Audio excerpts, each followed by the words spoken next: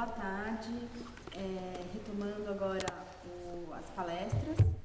É uma honra apresentar o professor Luiz Felipe de Alencastro. Ele possui graduação no Institut d'études politiques d'Aix-en-Provence, doutorado em Histoire moderne et contemporaine, Université Paris-Ouest, Nanterre, La Défense, livre docência em História Econômica na Unicamp. Ele foi professor adjunto no Instituto de Economia, Unicamp, e pesquisador sênior no SEBRAE.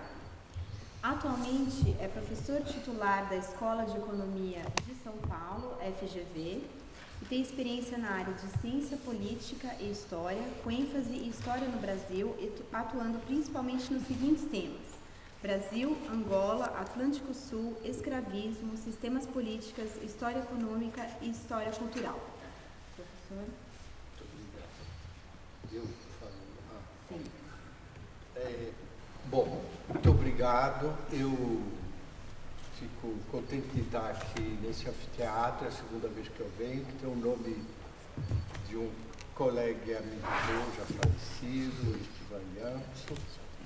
E nesse espaço, que é um espaço novo, que está sendo impregnado por esses debates, eu agradeço muito essa oportunidade e eu vou falar mais precisamente do Keisman e a campanha no Congo, que é um ponto que eu abordei mais num texto que eu vou citar em seguida, mas antes disso, como também é uma homenagem à Irlanda, eu queria relembrar um episódio pouco conhecido da história da Irlanda e do Brasil, e de São Paulo exatamente, ocorrido no século XVII, que é uma documentação que nunca foi editada, que está no Arquivo Histórico Ultramarino,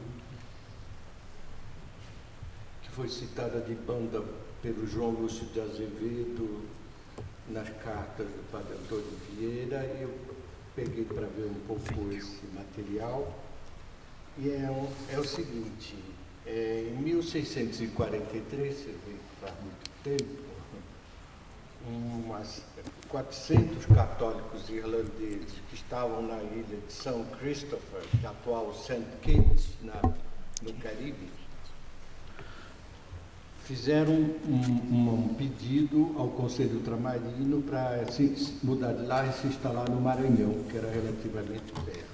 Na realidade, essa gente, eu fui ver depois, eles muito provavelmente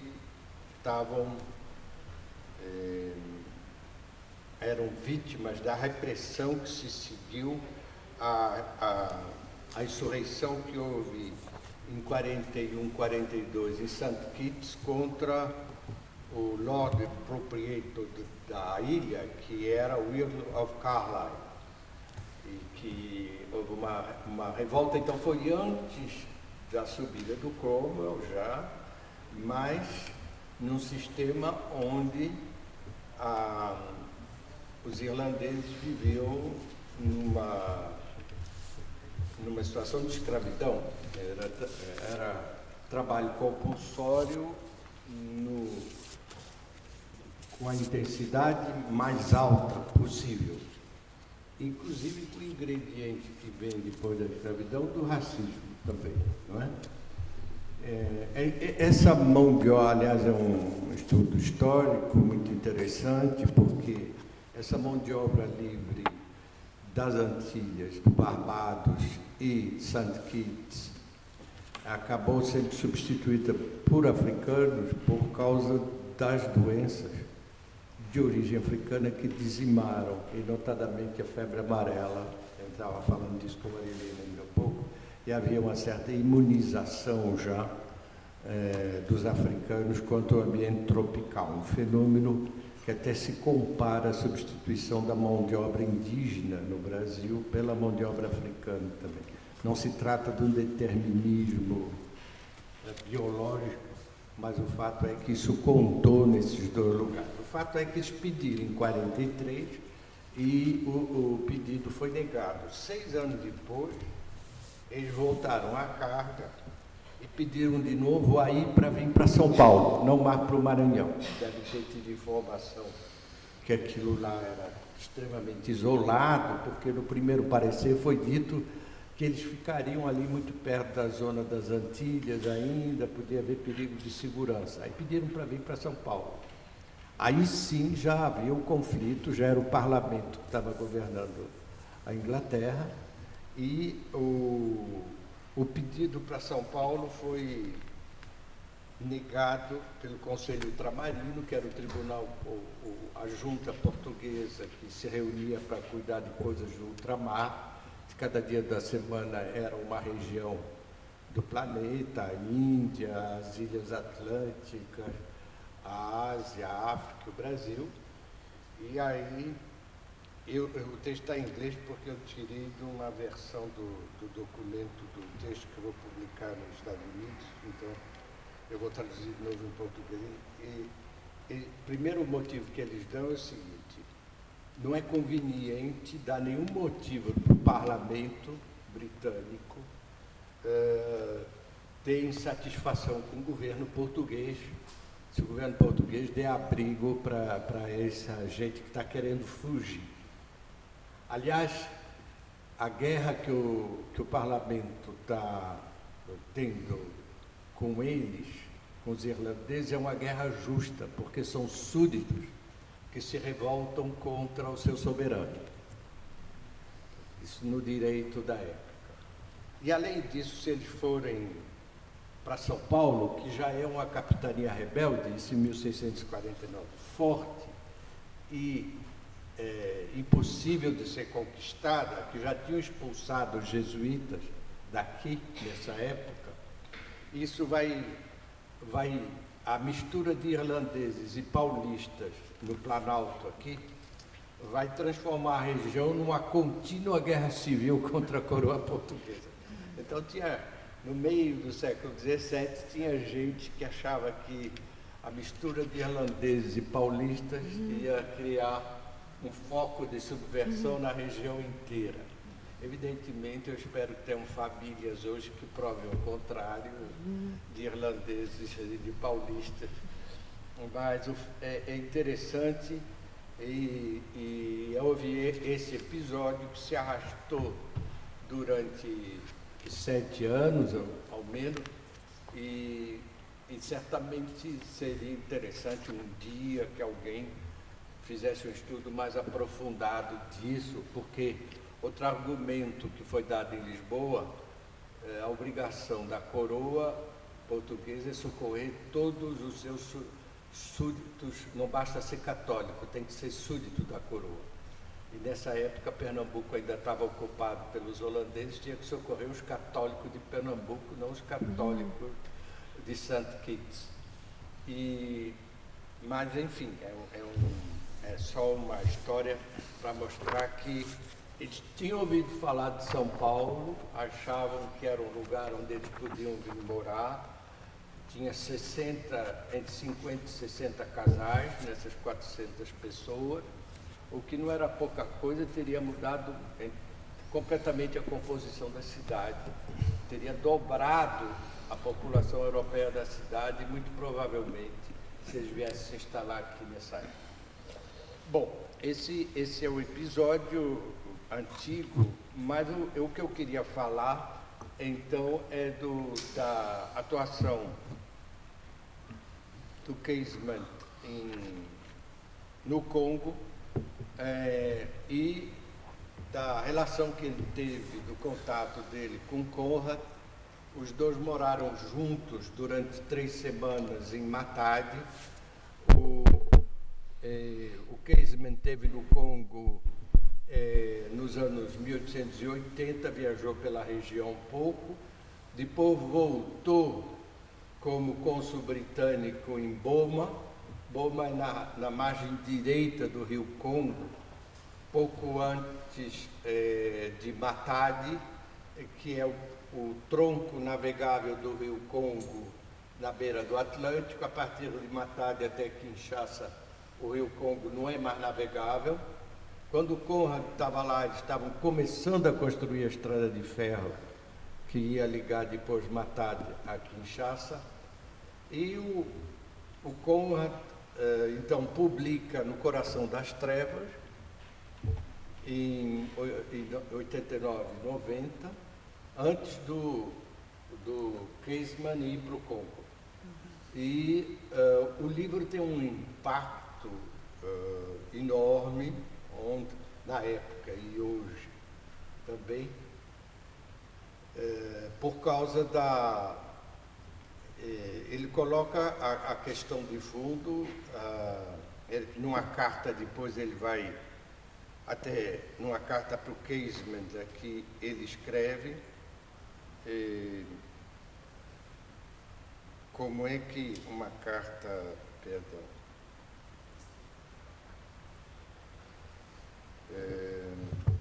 uma carta que ele até autoriza o Casement publicar em seguida. Ele diz: é extraordinário que 70 anos depois da abolição do tráfico e da escravidão,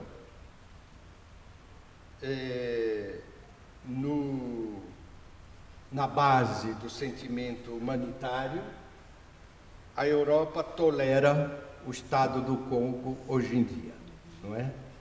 E ele, então,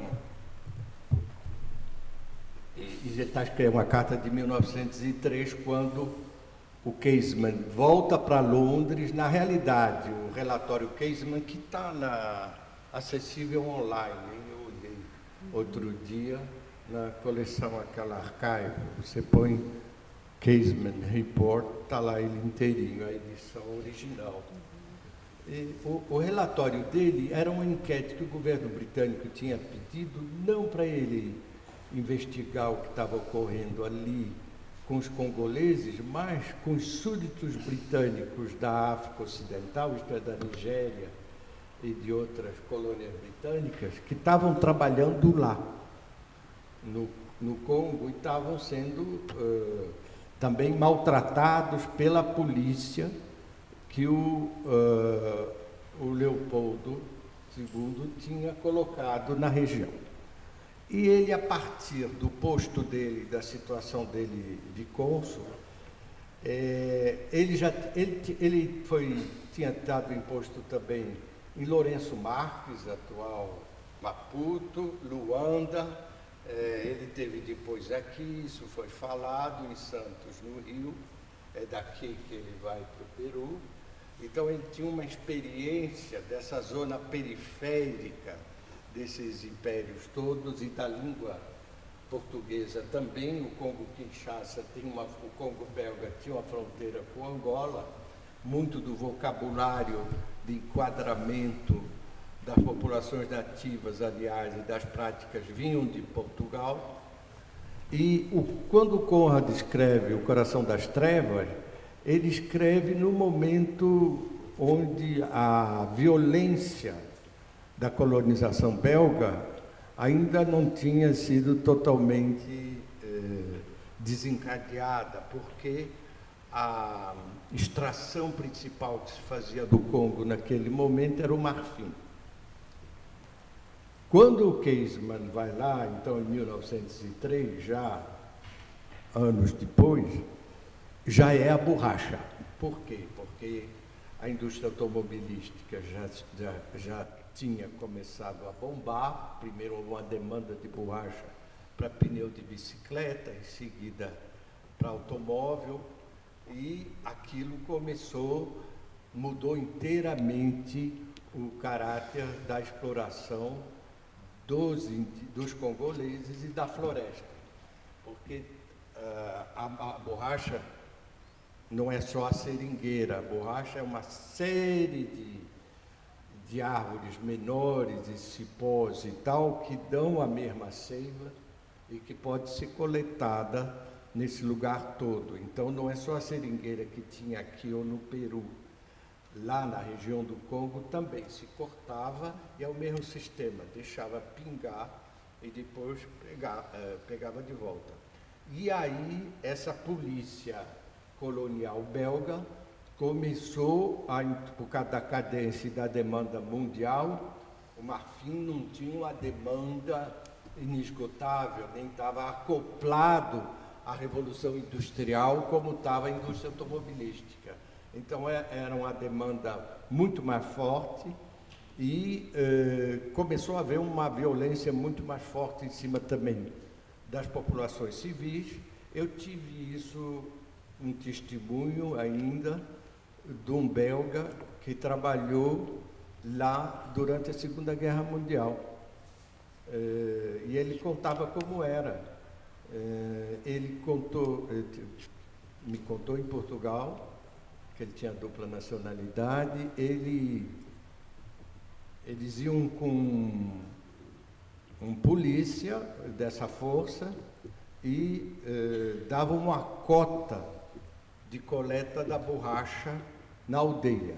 E passavam um mês depois ou 2 meses depois, no prazo combinado, para recolher. Se não tivesse a tal quantidade, eles chamavam o chefe e o grupo dirigente e açoitavam. Ele viu isso. Na época do Casement, cortavam o braço. São essas fotos que a gente viu depois, que o Conrad não tinha visto. Então, o Conrad não tinha assistido isso.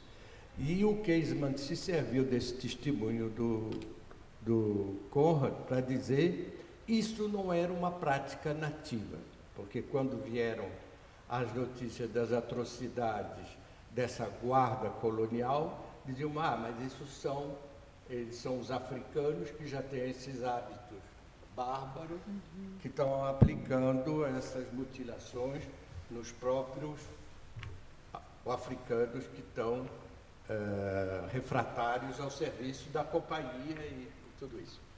E na realidade, o Conrad deu o argumento para ele, dizendo que isso não existia antes, nos anos anteriores, e que veio depois na sequência da coisa da borracha. Aliás, o livro do Morel é A Borracha Vermelha, que era também ligado já a esse ciclo de exploração da borracha, que vai para a Amazônia peruana e brasileira, e que dá, isso já deve ter sido tratado aqui, eu não vou envolver mais muito disso.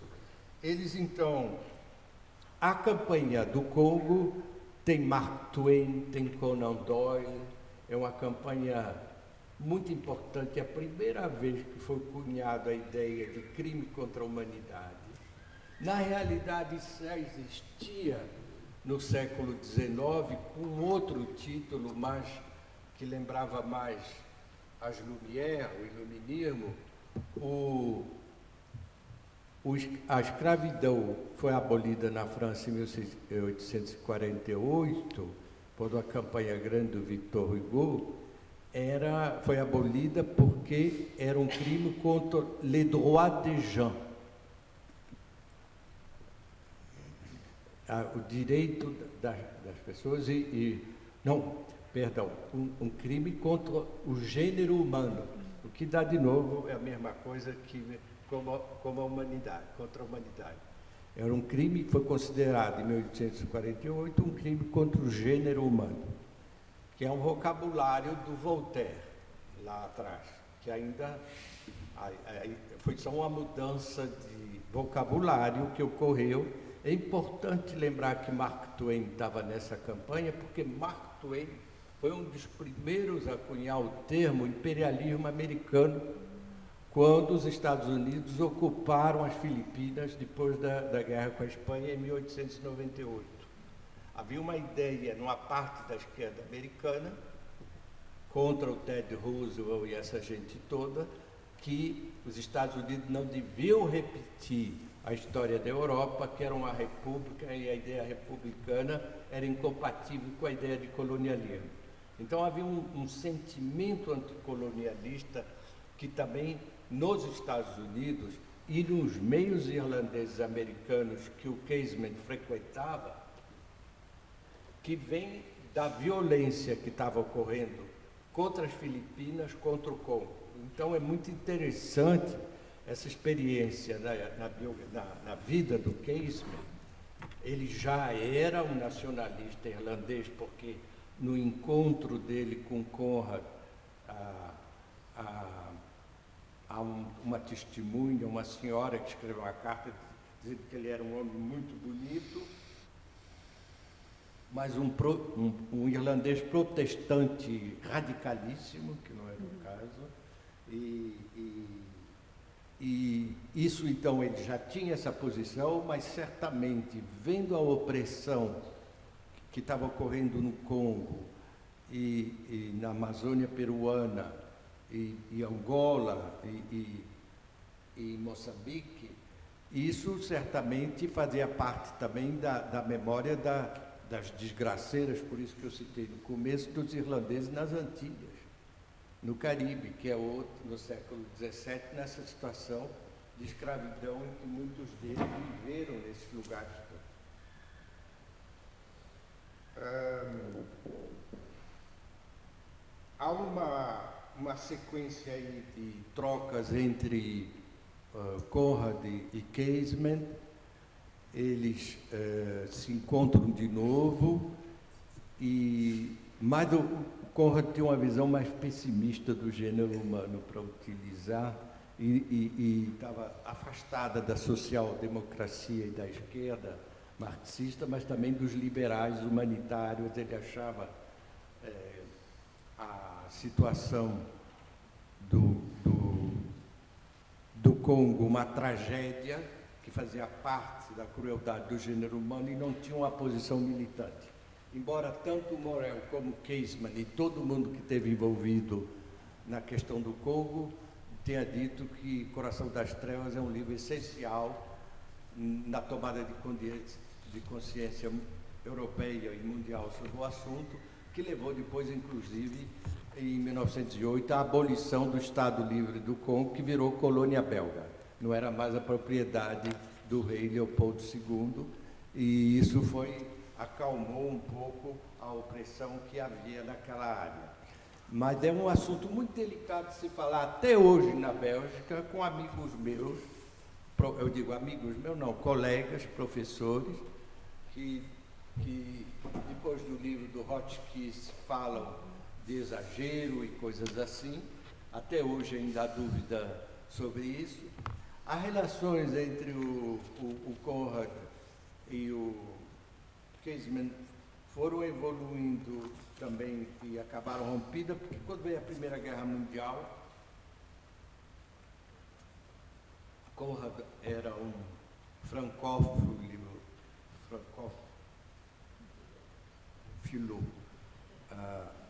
agudo. Ele pensou primeiro, ele conta que a vocação dele de escritor veio quando ele era marinheiro, chegou no porto de Rouen e ficou tentando ver do cais onde que a Madame Bovary ia encontrar o Rodolphe ali. E ele, então, queria ser um escritor francês, ele era polonês, acabou sendo um grande escritor de língua inglesa. Ele também vinha de uma aristocracia polonesa, mas que vivia no território atual da Ucrânia, pai dele, que estava sob tutela russa, então ele sofreu uma situação de colonizado também, numa certa medida.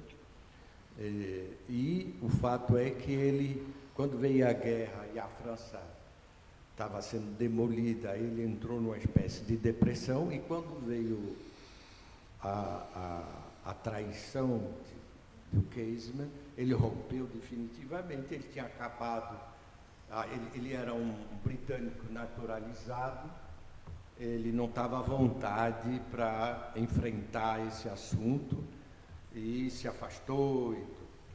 Mas o fato é que agora, em 2007, foi editado de novo o Diário do Casement, e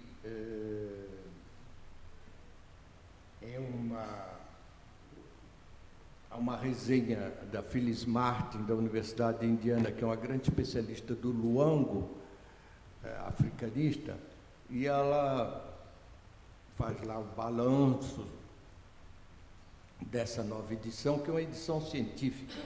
Entre outras coisas, se viu que o tal diário dele não era forjado, como se dizia até então, que houve uma grafologia, uma expertise ali que foi feita, mas o fato é que o Vargas Llosa já falou desse assunto também, dizendo que uma parte é ficcional, aquilo foi vergonhosamente espalhado pelo governo britânico para comprometer, travou até o pedido de graça dele, mas o fato é que há um consenso hoje geral que a atuação do Casement, a partir do caso do Congo, foi essencial na virada que houve na própria visão, porque vejam bem, a Europa estava saindo de uma campanha de mais de 100 anos para acabar com o tráfico negreiro em nome da civilização.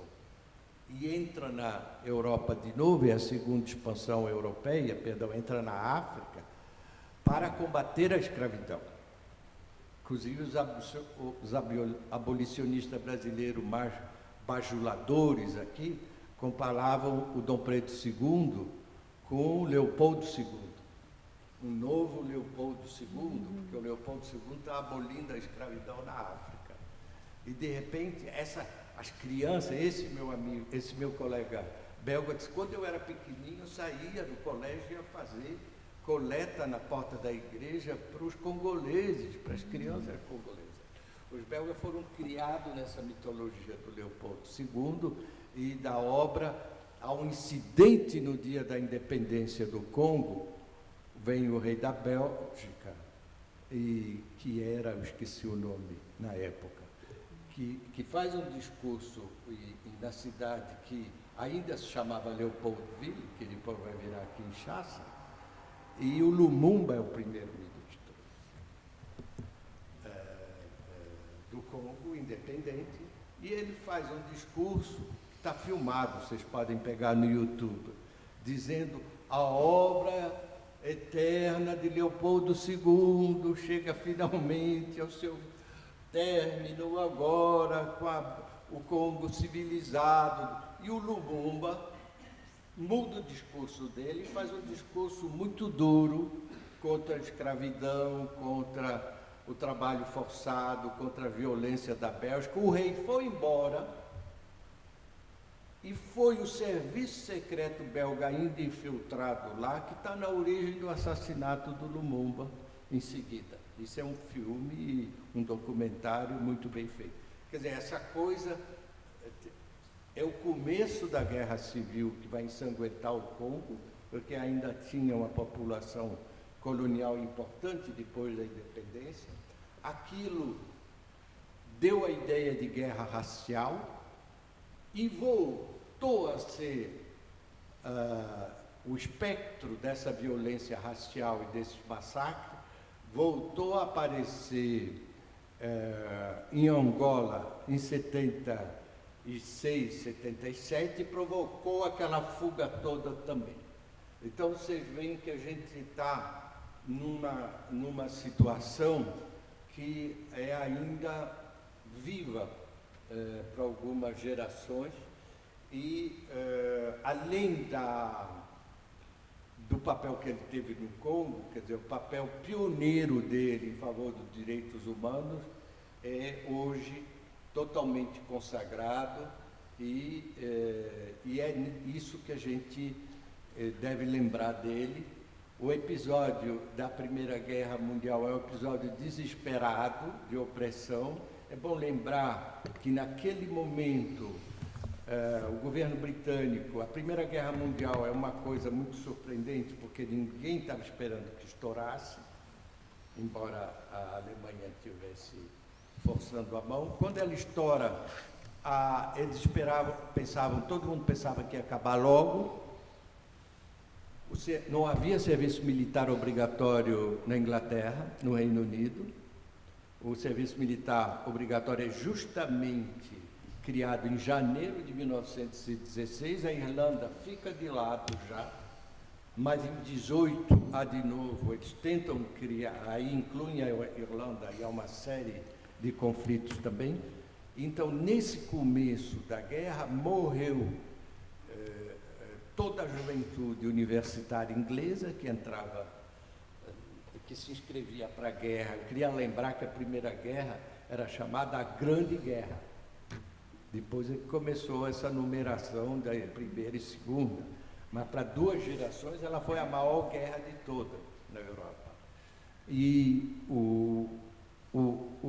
essa mortandade entre a juventude toda, que se alistava achando que ia a um passeio na Europa e ia voltar, a mobilização maciça de soldados das colônias, soldados coloniais da Índia, da África francesa, gente que saía de zona rural, de pé descalço, e era posto na linha de fogo sem saber língua nenhuma.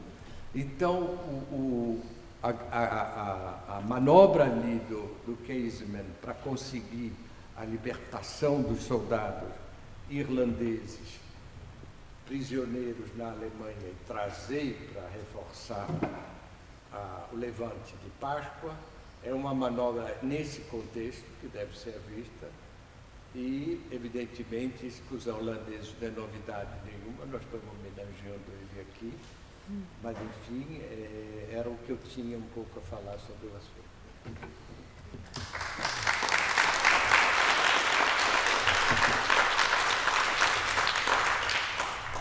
Professor, muito obrigada. Vou passar a palavra para o professor Dr. Guilherme de Assis de Almeida e depois nós vamos abrir para perguntas. Então, o professor Guilherme Assis de Almeida possui graduação em Direito pela Universidade de São Paulo e doutorado pela Universidade de São Paulo. E também pós-doutorado no Núcleo de Estudos da Violência. Atualmente, ele é professor doutor da Faculdade de Direito da USP, tem experiência na área de Ciências Sociais, com ênfase em Direitos Humanos, atuando principalmente nos seguintes temas: Direitos Humanos, Direito Internacional, Não Violência, Violência e Refugiado. É secretário adjunto da Secretaria Municipal de Direitos Humanos e Cidadania de São Paulo. Professor? Bem, primeiro eu gostaria de agradecer o convite. É uma alegria enorme estar na mesa aqui ao lado do Luiz Felipe, ao lado da uma das minhas mais novas amigas, a Mariana e Laura, que eu conheci quinta-feira em Brasília, graças ao Roger Casement, que continua revolucionário, né? Mesmo no ano, o centenário da sua morte. E minhas reflexões aqui, logo em sequência, a apresentação do Luiz Felipe, eu me valho aqui o que ele disse, que a escravidão era considerada um crime contra o gênero humano, né? Na perspectiva do Voltaire e do iluminismo, e dizer que quando a gente pensa em termos da história dos direitos humanos, a gente vai ter 2 temas de direitos humanos, que a gente tinha a palavra droit de l'homme, né? O termo direitos humanos ele vai surgir no cenário internacional com a Declaração Universal dos Direitos Humanos, que é de 10 de dezembro de 1948. Então, quando a gente fala de direitos humanos no século XIX, a gente está falando desse momento final do XIX, começo do XX. Você tem 2 temas centrais, que um é a escravidão, a luta pela proibição da escravidão, tanto do tráfico como da escravidão em si, como da tortura, e lembrar que tanto a tortura como a escravidão eram consideradas práticas aceitas pelo direito, né? Em termos jurídicos, você vai ter uma das possibilidades de ver, de entender a dignidade da pessoa, é você pensar que a escravidão é sucedida por um contrato de trabalho, onde você não tem uma pessoa submissa à outra, mas você tem 2 pessoas enquanto sujeitas de direito, né, dentro de uma relação jurídica, qual seja a relação de trabalho. E veja, nessa época do 19, aí vai ter uma tese de um teórico social alemão, que é um estudioso da religião, que se chama Hans Joas, num livro que está traduzido, que se chama A Sacralidade da Pessoa, Nova Genealogia dos Direitos Humanos.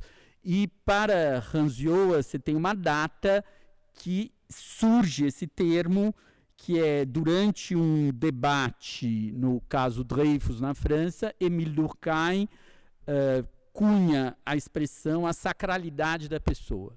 Né? E a pessoa, a sacralidade da pessoa vem a significar que a pessoa não pode ser objeto de violência. Tá? Então aí você tem o sagrado no plano moral, já que William James foi aqui citado pela palestrante que nos precedeu, que esteve aqui no Brasil aos 23 anos, né? William James,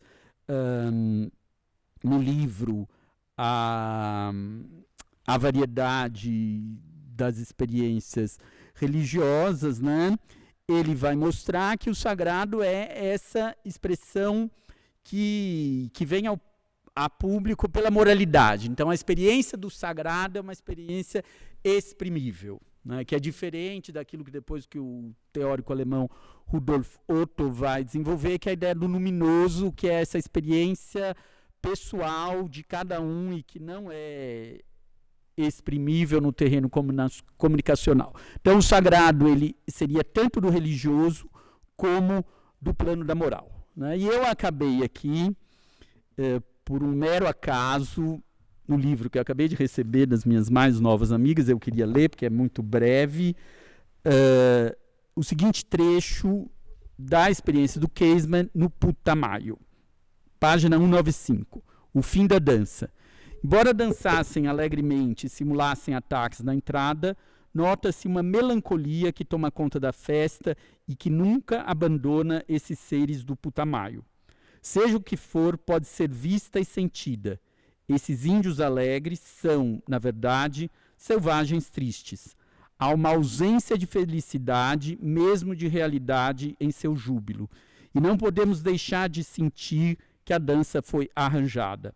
O fato é que eles vêm porque são convocados, assim como fariam se a ordem fosse ir até Puerto Peruano para transportar cargas.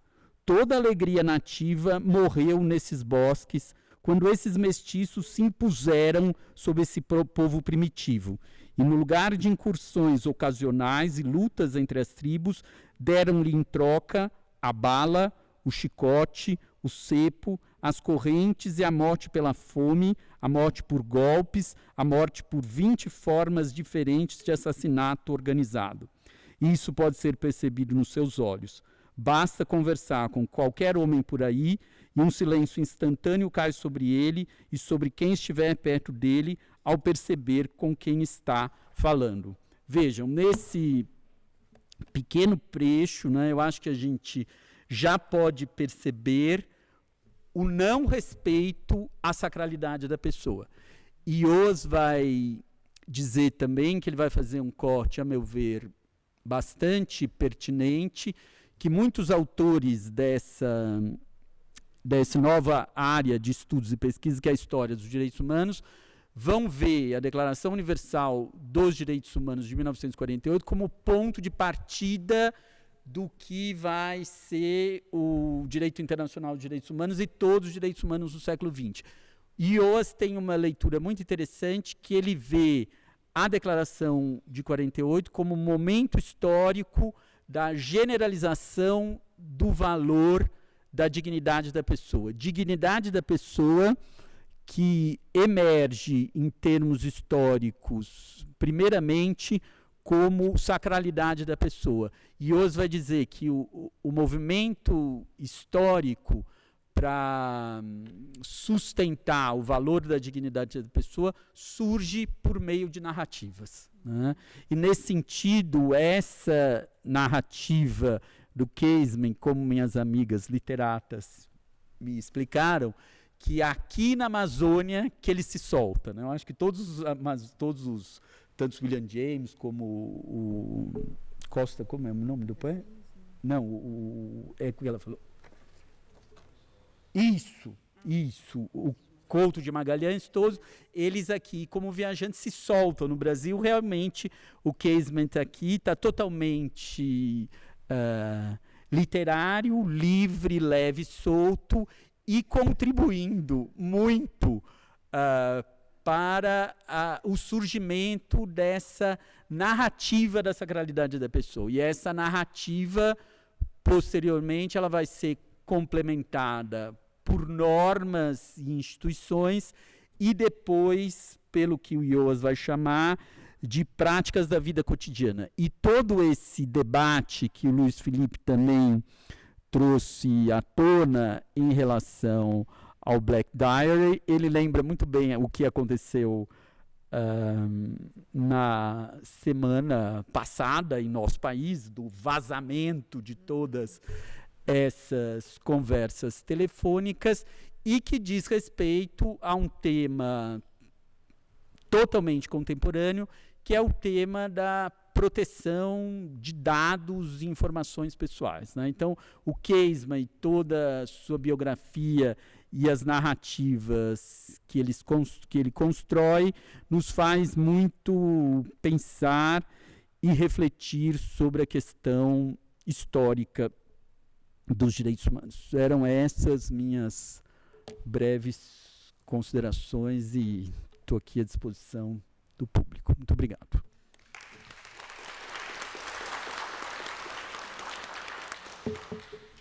Agradeço essas duas palestras cujos temas convergem muito bem e eu acho que elas revelam a contemporaneidade e a relevância dos escritos do Roger Casement, tanto no Congo quanto da Amazônia.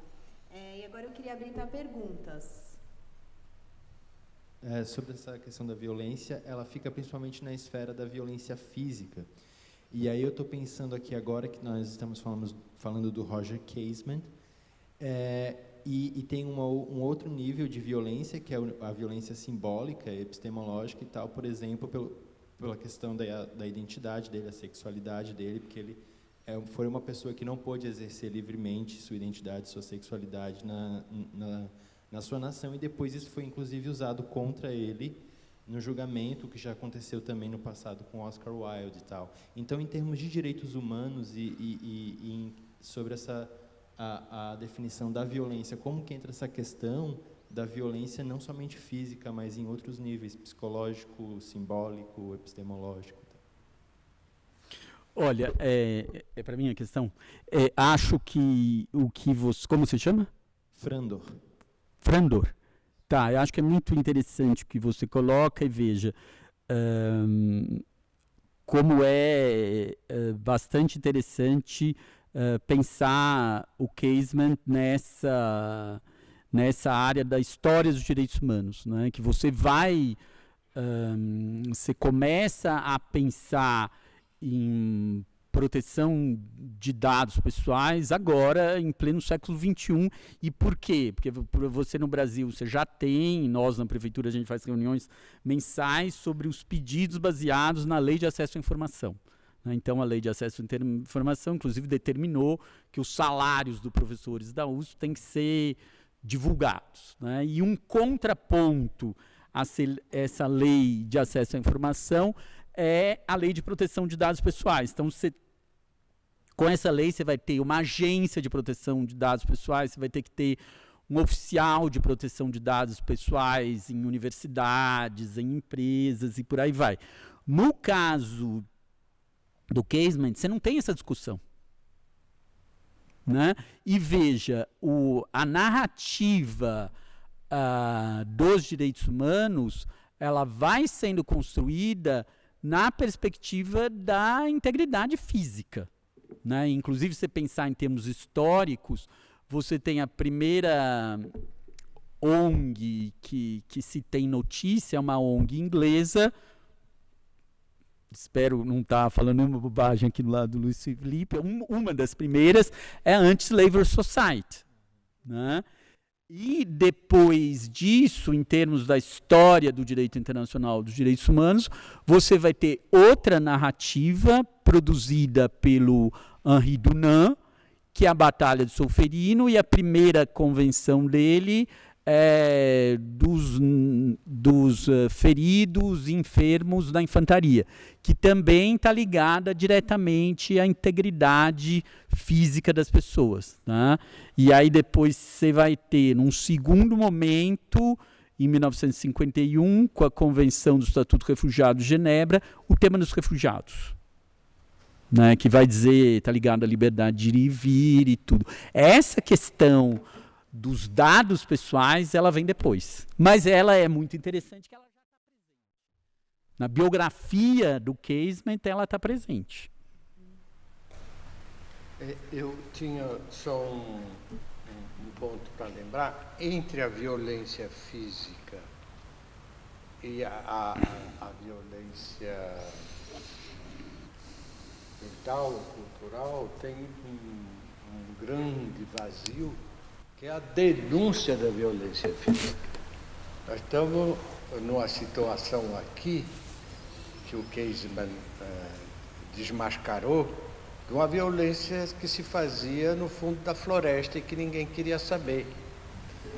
Ele estava com a missão para investigar a violência contra africanos que eram súdito britânico, e ele extrapolou.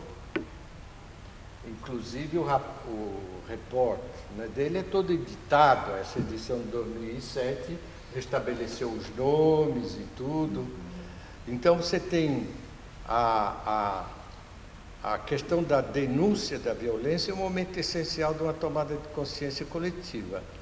Se não tivesse Euclides da Cunha em Canudos, a gente estava aí, houve uma barbaridade lá, como houve depois em Porecatu, aqui depois da Segunda Guerra, lá no Paraná, uma coisa depois, como foi o contestado, que ninguém tem um testemunho direto, que houve violência inaudita também. E hoje, as praias do Mediterrâneo, que estão cheias de gente tomando banho de sol, de famílias inteiras, chegam cadáveres também dessa gente toda imigrando clandestina. Você tem um problema da barbaridade, que é essa migração maciça para a Europa, que está escapando totalmente ao controle, onde a tomada de consciência desse drama é extremamente contraditória. Vai desde a extrema-direita, que quer fechar tudo, até gente que acha que tem que acolher tudo, e passando por uma revisão total da questão da identidade nacional. Isso está dando a maior confusão em muitos países. Então há dramas de que se permanece insensível muito tempo e você não vê. Antes da questão da violência do indivíduo chegar a ser mais focalizada, não é? Eu acho que o grande valor histórico do testemunho do Casement é jogado isso em cima da mesa. A Rosane, depois o professor Leopoldo. Pois não. Quando o senhor menciona o afastamento de Roger Casement com Joseph Conrad, eu entendi que foi mais por motivos políticos do que ideológicos. Eu entendi certo, ou o senhor não falou exatamente isso? Não, o Conrad era naturalizado inglês. Ele já estava traumatizado com a guerra, com a coisa da França, e quando o Casement é anunciado como traidor, agente alemão, essa coisa toda, ele condenou e se afastou totalmente. Bom, e mais uma perguntinha rápida. Quando o senhor fala que o Joseph Conrad não pegou ou por falta de informação ou de percepção, os horrores do Congo, como o Casement pegou, eu fico um pouco em dúvida, porque no livro dele, The Heart of Darkness, as últimas palavras são horror, horror, horror. Não. Então, eu acho que ele estava bastante ciente do que estava acontecendo lá. Ele teve a premonição da violência que vinha no século XX. Ele fala desse delírio exterminatório, inclusive na novela anterior dele sobre o Congo, um posto avançado do progresso, onde ele fala já do colonialismo belga. O que eu disse foi que ele não testemunhou a violência mais aguda da exploração do trabalho compulsório, que está ligada à exportação de borracha. Na época dele era só marfim. Obrigada. Bom, chegamos então ao fim dessa sessão. Vamos agradecer de novo ao professor Luiz Felipe, professor Guilherme,